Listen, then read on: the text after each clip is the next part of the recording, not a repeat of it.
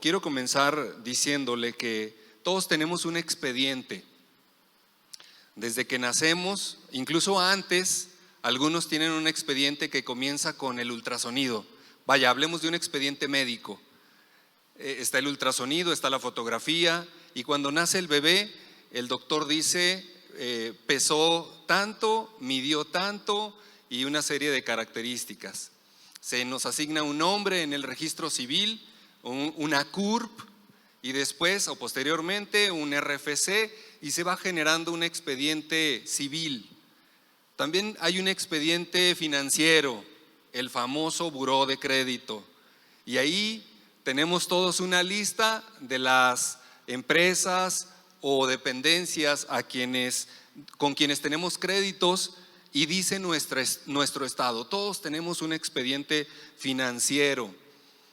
Pero sabe, hay un expediente muy importante que debe estar en algún lado. Yo me imagino que en el cielo, literalmente debe estar en la nube. Y en ese expediente están todos los hechos y todos los dichos que nosotros hemos realizado. Y en esta tarde voy a hablar del expediente en 3 partes. De hecho, me acuerdo en una ocasión, tengo un expediente, o todos tenemos un expediente migratorio, y yo recuerdo cada vez que yo paso a Estados Unidos, siempre llego a la ventanilla con el agente aduanal y le entrego mi visa, mi pasaporte, y invariablemente todos hacen esto. Y luego empiezan a revisar en la computadora y luego le hacen así expresiones así de este tipo. Y luego mueven el mouse así como que para abajo. Y luego le dicen al que está a un lado. Y luego los dos. Y yo siempre he querido saber qué dice o qué hay. Porque siempre nos dicen, mi esposa que va conmigo, nos dicen, por favor, háganse a un lado de la fila. Y a veces me han tenido horas esperando porque revisan una y otra vez mi expediente. Creo que hay una persona por ahí que tiene mi mismo nombre y que hace muchas fechorías. Si usted una vez me ve, o sea, no soy yo, es el otro, ¿ok? Pero la verdad es que sí, siempre me pasa eso, siempre tengo esa duda con mi expediente. Pero ahorita vamos a hablar de ello. En enero de 2020, algunos de aquí de la congregación tuvimos la oportunidad de viajar a Ciudad de México antes de la pandemia a un congreso que se llamó Somos Uno, y en esa oportunidad tuvimos la bendición de escuchar al pastor Pablo Johansson, el autor de este libro que se llama Libre por decreto divino, viviendo libre de la culpa y condenación. Es un comentario del libro de Romanos, y a mí me llamó mucho la atención porque, bueno, no me acuerdo qué predicó, estuvo muy padre, pero no me acuerdo. De lo que sí me acuerdo es que él con 85 años dijo que estaba yendo al gimnasio, que porque había entendido de Dios que tenía que estar en forma para seguir predicando el evangelio. Y yo me quedé así, dije, este tipo, wow. Y para que se dé una idea de quién es, él es el pastor del pastor Andrés Speaker de la iglesia de Más Vida. Es una iglesia muy significativa en el país. Él es el pastor de Andrés Speaker, pero también ha sido maestro. No sé si conozca o haya leído o haya visto algunas predicaciones de Bob Sorge. Bueno, Pablo Johansson fue maestro de Bob Sorge en el Instituto Elim en Nueva York. Entonces, él empieza a hacer el comentario de Romanos y a mí me llama muchísimo la atención. Leo Romanos y es un libro que me cautiva y me empezó a emocionar. Y sabe que esta predicación está basada en algunos conceptos muy básicos y elementales que todo creyente debe de tener bien claro.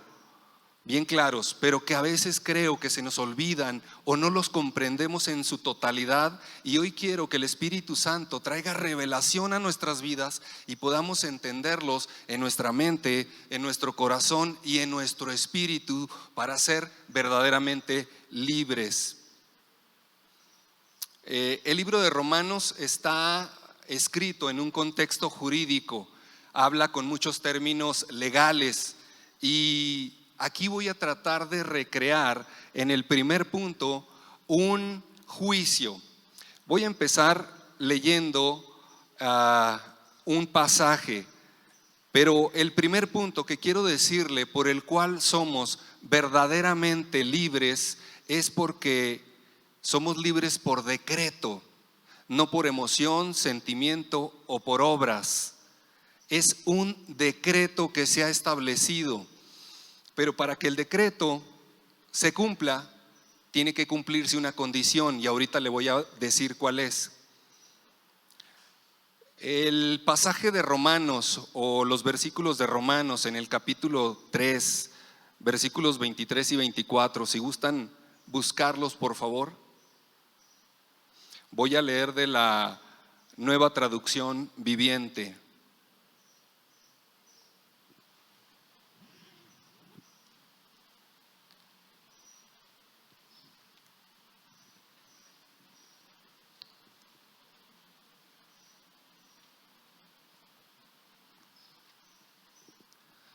Romanos 3, 23 y 24.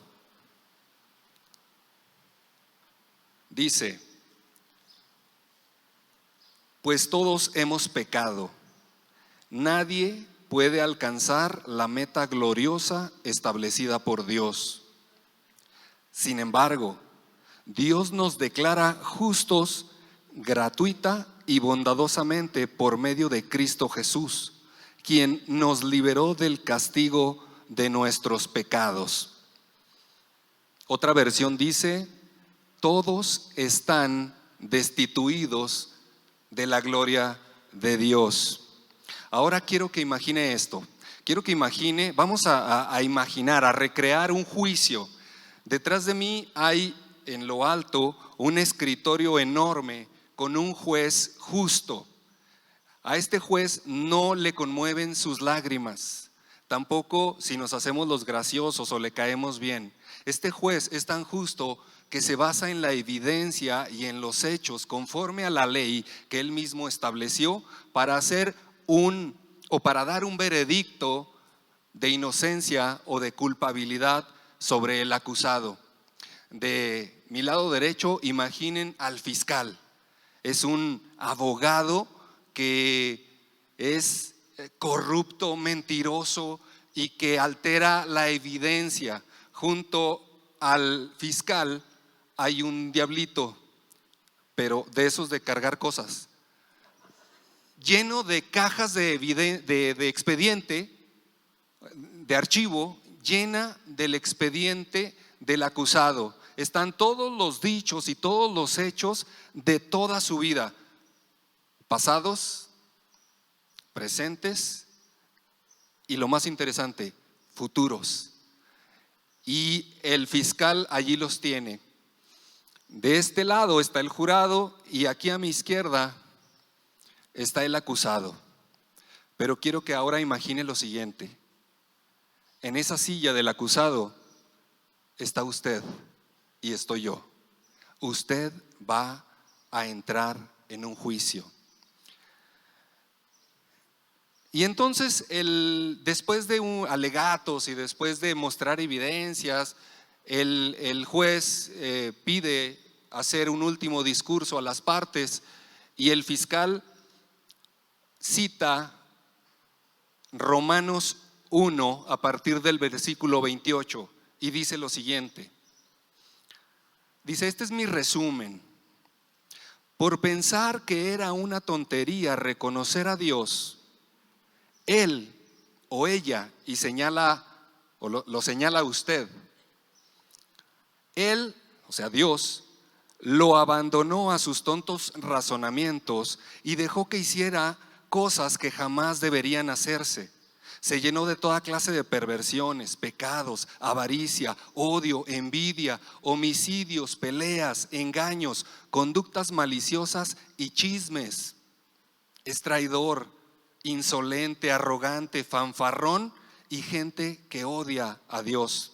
Inventa nuevas formas de pecar y desobedece a sus padres. No quiere entrar en razón, no cumple lo que promete, es cruel y no tiene compasión. Sabe bien que la justicia de Dios exige que los que hacen esas cosas merecen morir, pero él igual las hace. Peor aún, incita a otros a que también las hagan. Y termina diciendo: y de todo esto tengo la evidencia. Y señala las cajas con su expediente.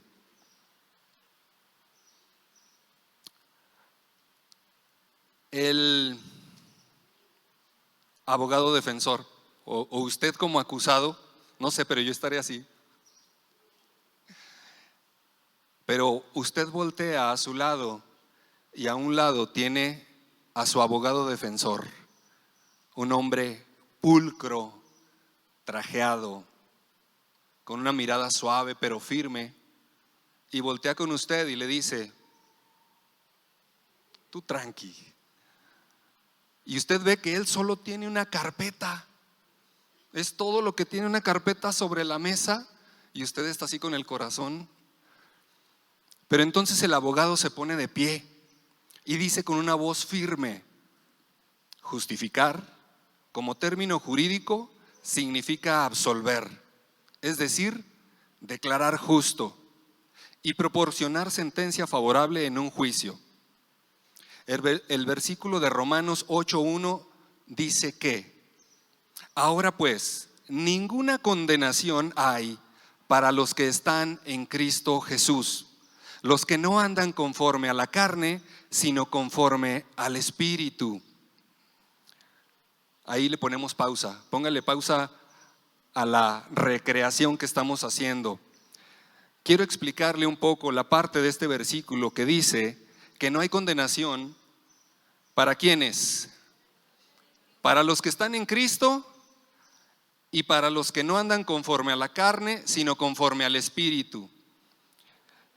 El pastor Johansson explica lo que es estar en Cristo. Dice que estar en Cristo es como cuando David y Goliat emprendieron una batalla. Dice que el destino de todo el pueblo de Israel dependía del resultado de la batalla entre David y Goliat. Es decir, que si David perdía, el pueblo de Israel sería esclavo de los filisteos.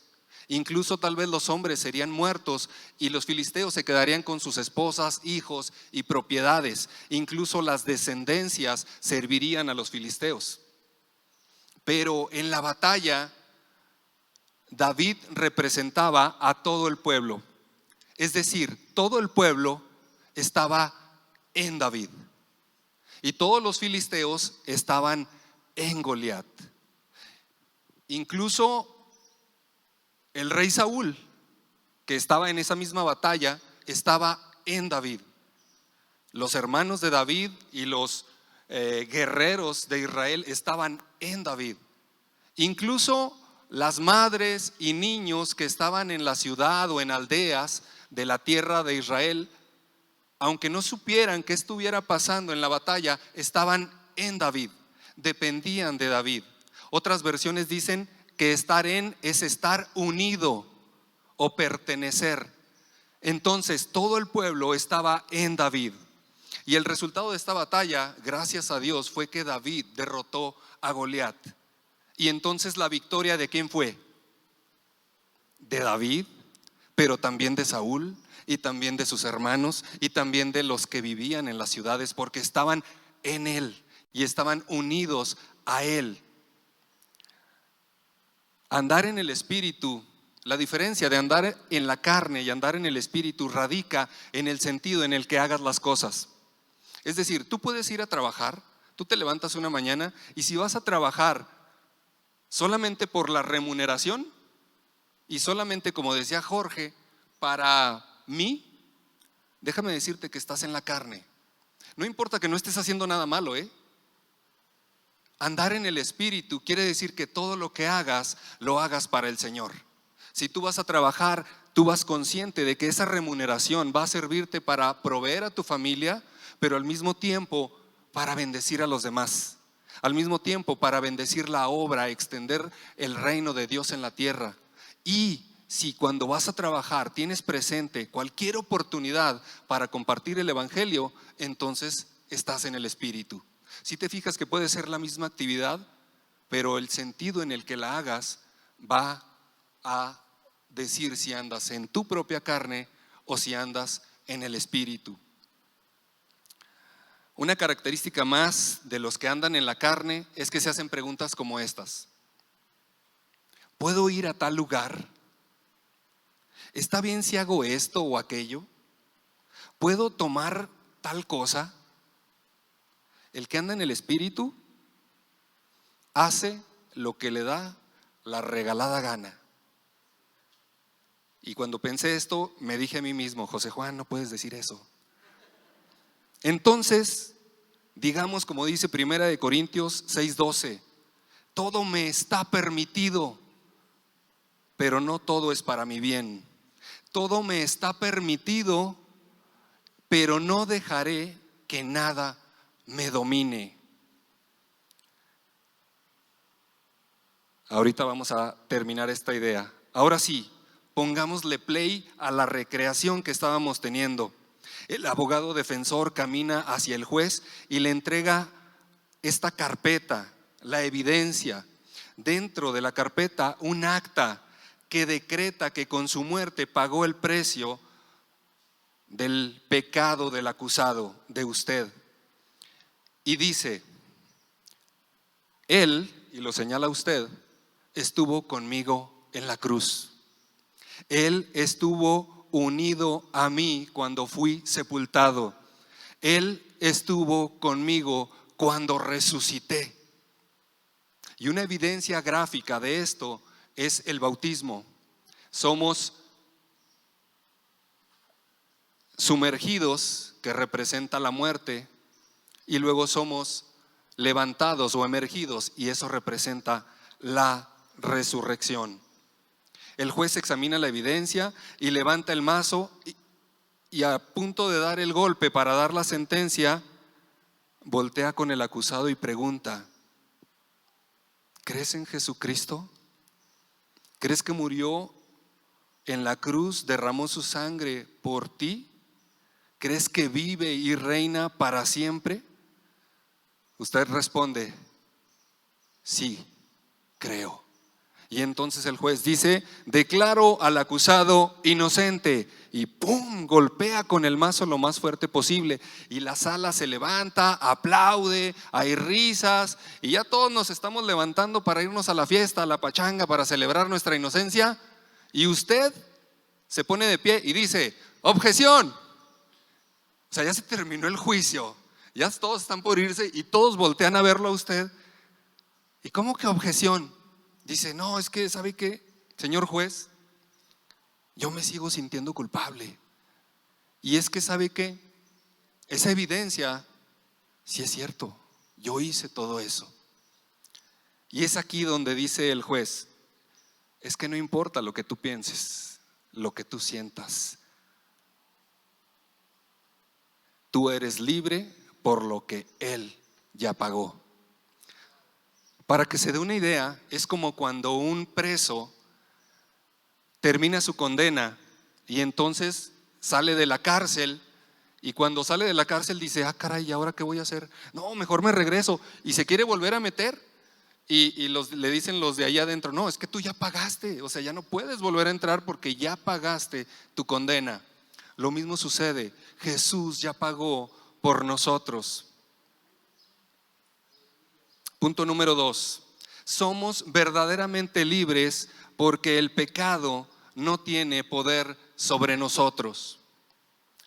Romanos 6:14 dice: el pecado ya no tendrá poder sobre ustedes, pues ya no están bajo la ley, sino la gracia. ¿Por qué ya no estamos bajo la ley? Recuerda que estábamos unidos o estamos unidos a Cristo en su muerte. Bueno, voltee con el que tiene a un lado y dígale: la ley solo aplica a los vivos y tú moriste.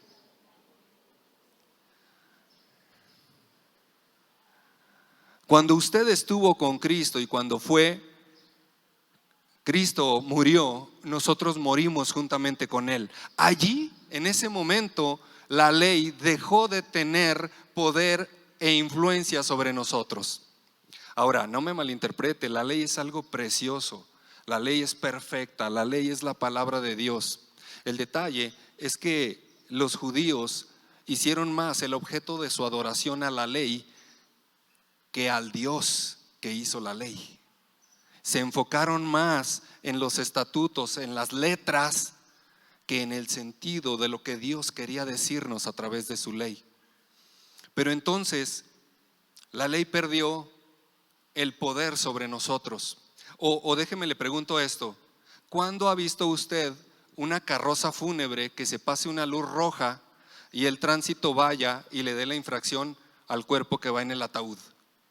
No, se lo da al que va manejando porque está vivo. La ley aplica para los vivos. O cuando ha visto que un inspector municipal vaya al Panteón de Oriente y diga: no, hombre, aquí está, no han limpiado esta tumba desde hace mucho, le voy a dejar una infracción aquí en la lápida. No sirve de nada, porque la ley no aplica a los muertos, la ley aplica a los vivos. Y en efecto, esto está en Romanos 6:5, si hemos estado unidos con Él en su muerte, sin duda también estaremos unidos con Él en su resurrección. Quiero que mire sus manos.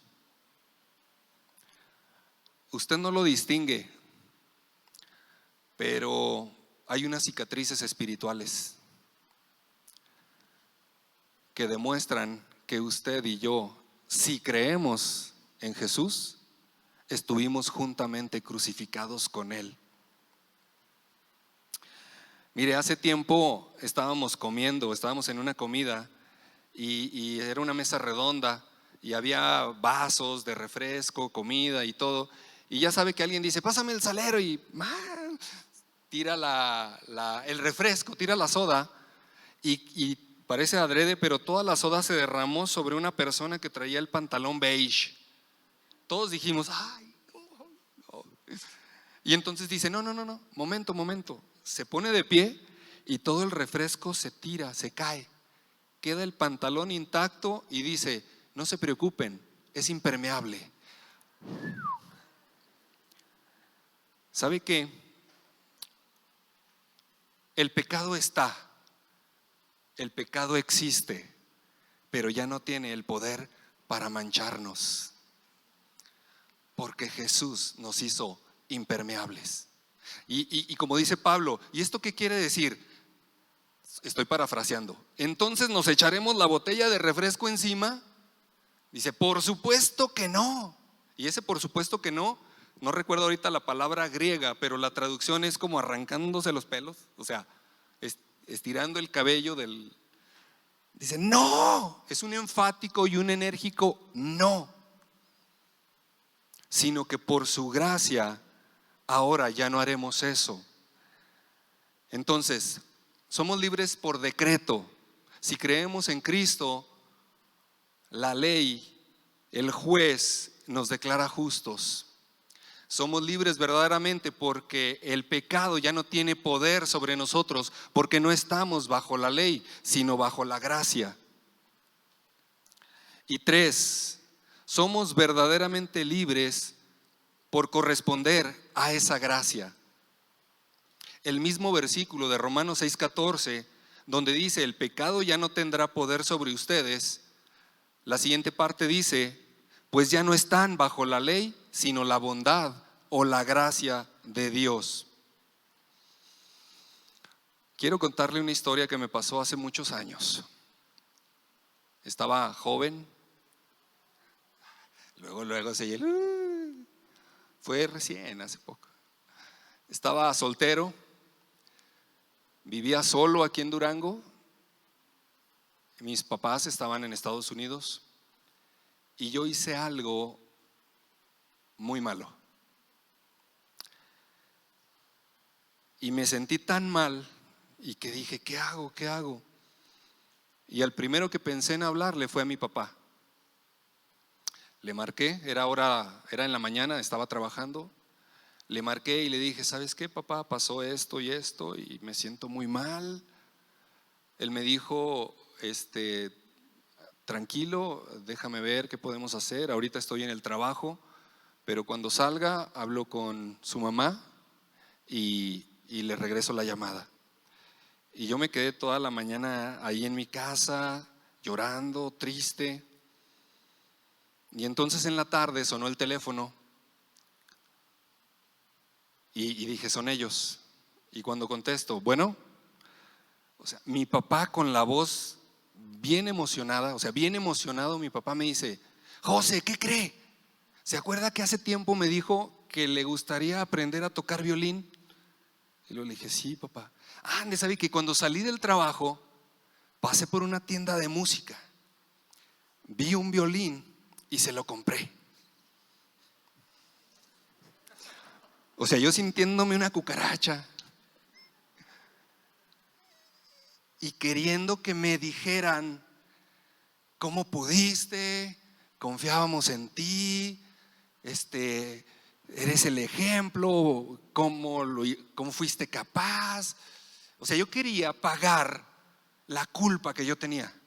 Yo quería que me dijeran de cosas para así aligerar el dolor que yo estaba sintiendo. Y entonces mi papá y mi mamá me hacen un obsequio. Y entonces yo le tapé el micrófono y estaba llorando, o sea, y mi mamá decía, sí, está bien bonito, o sea, los dos bien contentos, bien alegres y bien emocionados, y yo con el problemón. Y me dijo, ¿sabes qué? No te preocupes, vamos a ver qué podemos hacer y vamos a tratar de ir lo más pronto posible. Cuando mi papá llegó a Durango,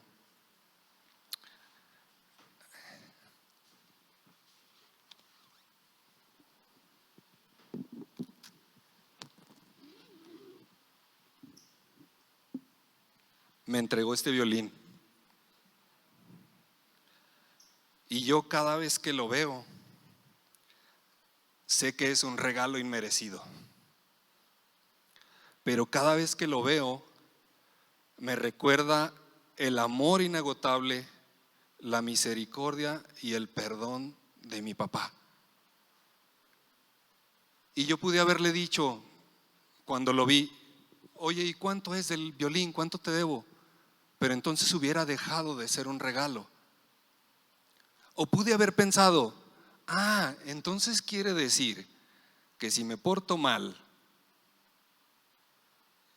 pues mis papás me van a perdonar y hasta me van a dar obsequios para que no me sienta mal. Y de nuevo, como Pablo, por supuesto que no. Cada vez que yo veo el violín, trato de corresponder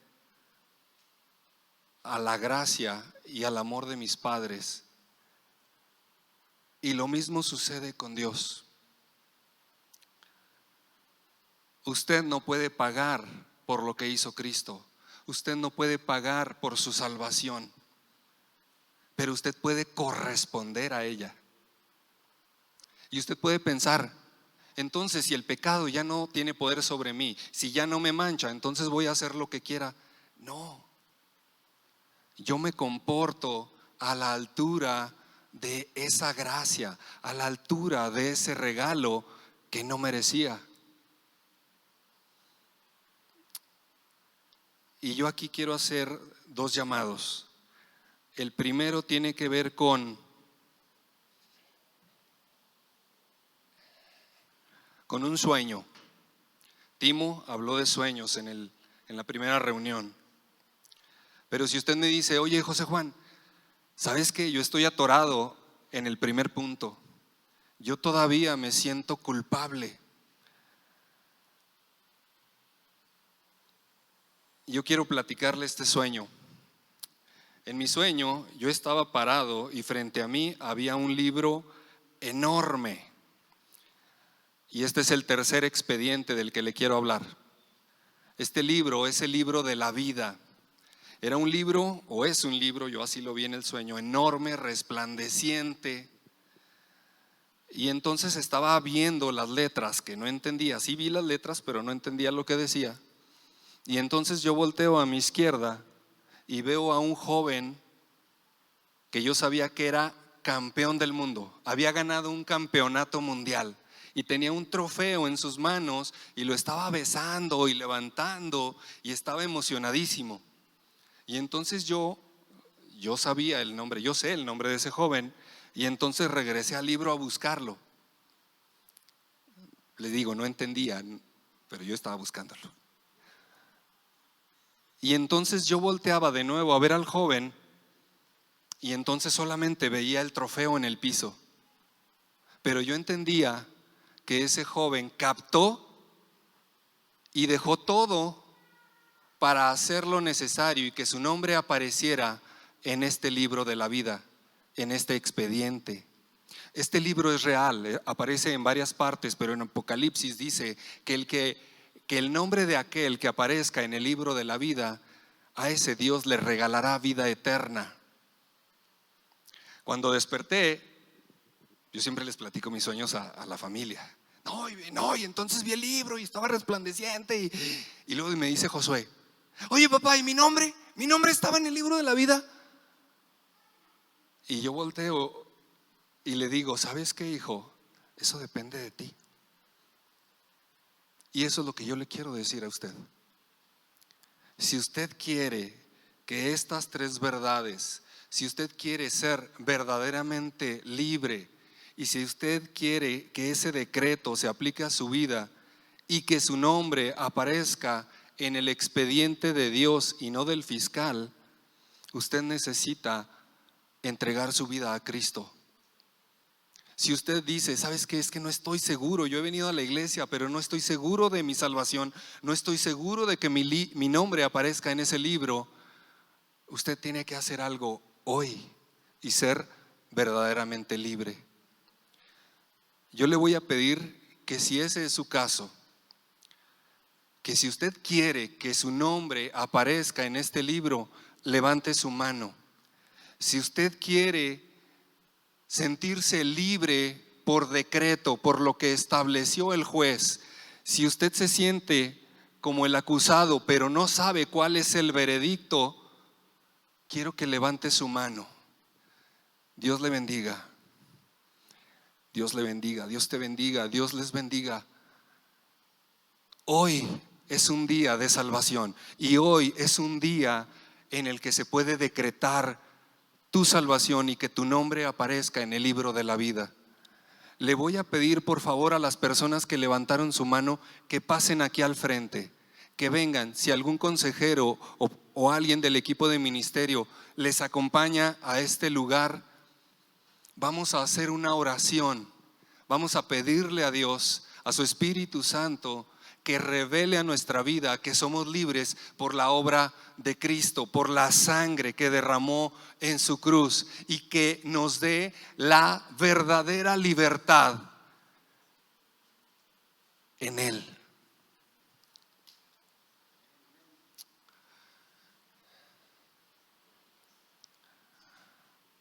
A los que están aquí al frente les pido que repitan conmigo: Señor Jesús,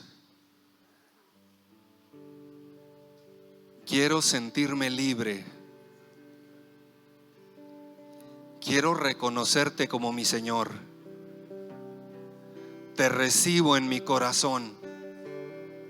Quiero que mi nombre aparezca en el libro de la vida y sentirme verdaderamente libre por decreto, por lo que hizo Jesús.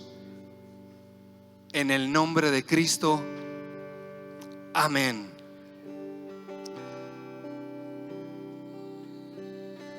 Tal vez tú digas, yo no siento nada, yo me siento igual que hace ratito. Eso es precisamente lo que hace el primer punto. Tú eres libre por decreto. No importa lo que estés sintiendo ni lo que estés pensando, Dios ya decretó tu libertad por la obra de Cristo. El acto, el hecho de pasar aquí al frente, estás declarando que quieres creer y que quieres vivir para Jesús. Eso automáticamente te da el derecho de ser hijo de Dios y de apropiarte del acta que decreta tu libertad. Ya no hay condenación. Ya no hay condenación porque estás en Cristo Jesús. Ahora, si no lograste ver tus marcas, tus cicatrices espirituales, ahí están, porque estuviste con Jesús en la cruz, moriste junto con Él y ahora estás resucitando a una nueva vida de libertad. Iglesia, ¿entendemos lo que está pasando? Gente de muerte a vida. Cuando Jesús dijo necesitas nacer de nuevo, quiero decirte que eso está pasando hoy. Estás naciendo de nuevo de forma espiritual. Ya no hay nada. ¿Sabes qué? El expediente que tenía el fiscal se está desmoronando, como la película de Endgame.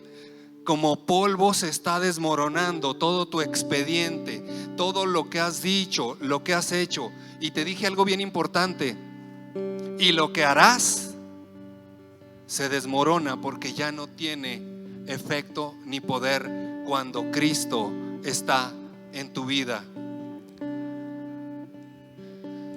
Quiero pedirte a todos los consejeros, servidores, que hagan una oración y que posteriormente pasemos a algún lugar para tomar sus datos.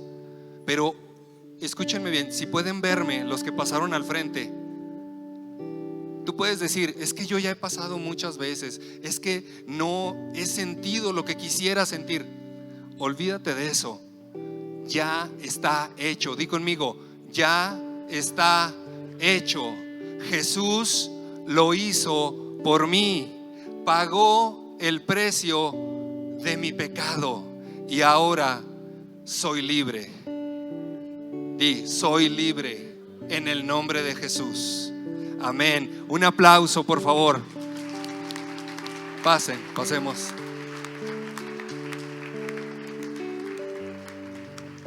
Gloria a Dios, gloria a Dios.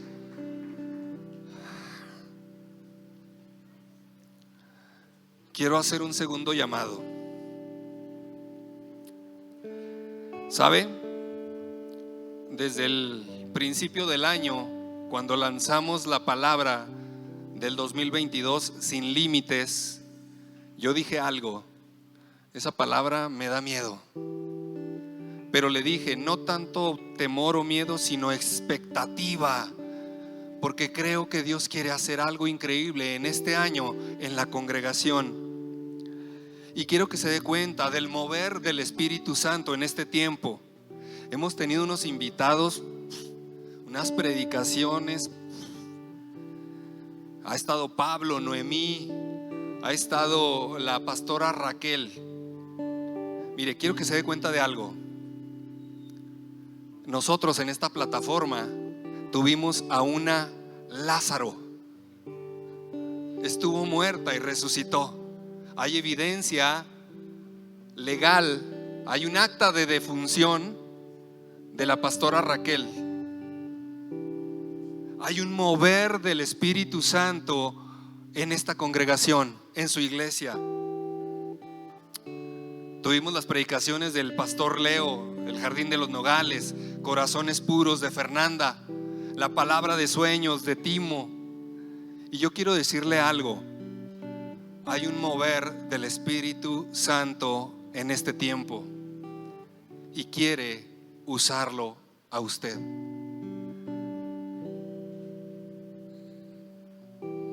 Cuando yo empecé a leer el libro del pastor Johansson, en las primeras páginas encontré preguntas como estas: ¿está usted luchando con el pecado y la condenación? ¿Preferiría disfrutar mucho más de la sobreabundante gracia de Dios que ya ha recibido? ¿Se siente como un fracasado cuando no vive conforme a los requisitos de Dios? ¿Preferiría saber que usted es una historia de éxito a diferencia de tratar siempre a medida de las expectaciones humanas? Y yo dije, sí soy. Ya no quiero estar batallando, ya no quiero estar luchando, quiero vivir en una verdadera libertad.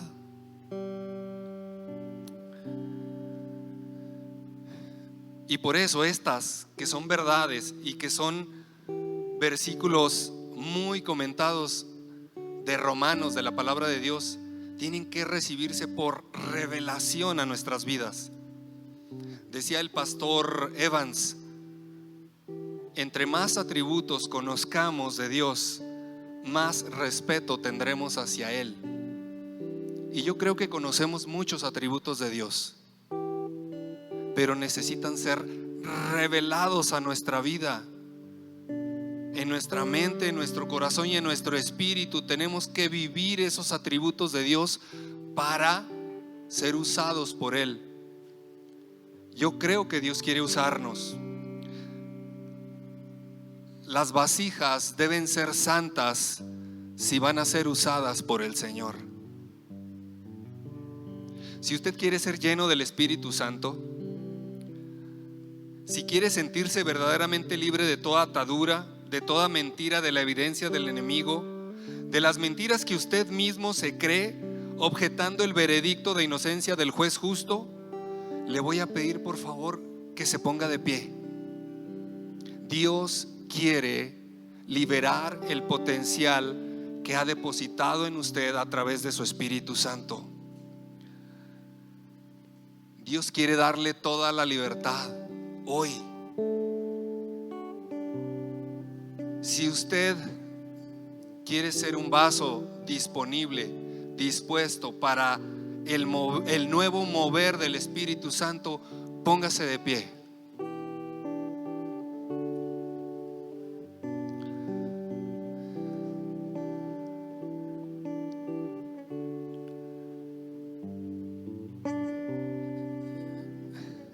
Efectivamente, Fernanda decía que donde está el Espíritu de Dios hay libertad.